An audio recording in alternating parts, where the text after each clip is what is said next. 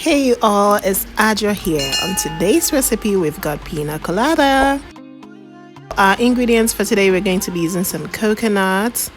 We're going to keep all the ingredients in the blender and we are going to blend everything till smooth. Our next ingredient is some freshly cut pineapples. Get that in the blender. I'm just going to use a little bit of fresh ginger, so chop it up and then throw it into the other ingredients into the blender.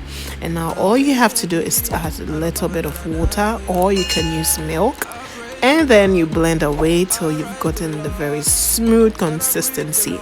You can drink it as it is as now, but I prefer to have a smooth juice. So what I'm going to do now is to strain the juice so that I'll be able to get the chaff separated from the liquid juice. And now this is what we have here. Our Piña Colada is ready, and now all I'm going to do right now is to refrigerate this till it's chilled, and I'm going to enjoy this later. Thank you guys so much for watching. Stay tuned for more. Bye. Promise, Bobby, call you back, yeah. Oh, yeah, yeah. You looking like me, oh, yeah, oh, yeah.